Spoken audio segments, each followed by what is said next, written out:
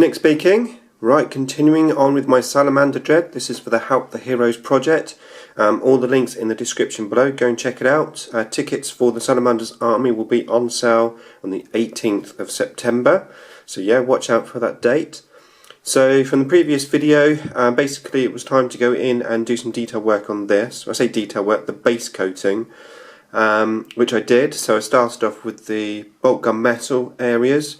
I found it was too sort of metally, too plain, so I went in with some gold on one of these little wires and a bit of gold here and some red. So I just built the detail up, and then when I was painting this little finder scope I came into a bit of an issue because it was flat. Take a look at this picture. So yeah, as you can see, it was flat. So what I actually did, I went in with some green stuff and I just green stuffed this little curved section to make it look more like a lens. So that's come out quite nicely, so I'm happy with that. And then after I did the gold section on there, I found that the other pieces were also just a little bit too sort of silvery. So I added in a few bits of gold onto the other arm, and also I went into the body. And I continued the theme on the wires here with one silver, one gold. It's just I think adds just a little extra dimension to it.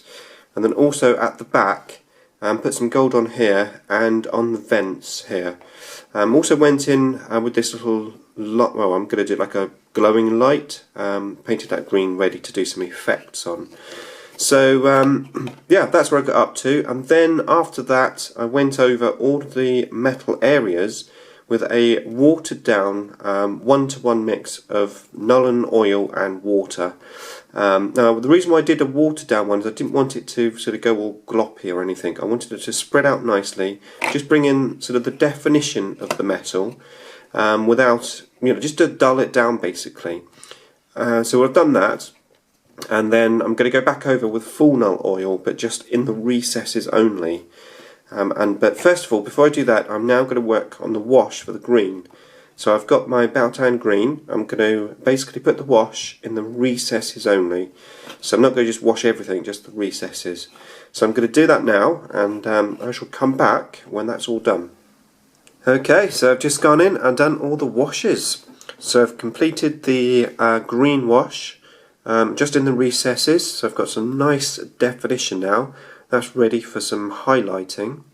I've also gone into the metal. Like I said before, I went in with Nuln oil in just the recesses all over. And then to give it a varied look and more of a dirtied look as well, I went in with selected areas with Devlin mud as well. So things like the pipe work, just on the edges, on the outside edge I've got Devlin mud, but not in the middle. Gives it a bit more depth. I've also gone in with the melter section at the front here.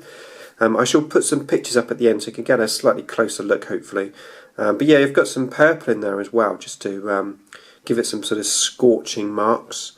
And also along the top here, going down, so you've got some scorching marks through. So I'm very happy how this has come out, the washes. It's looking pretty good so far. Hopefully once I get all that highlighting done, it should be quite nice.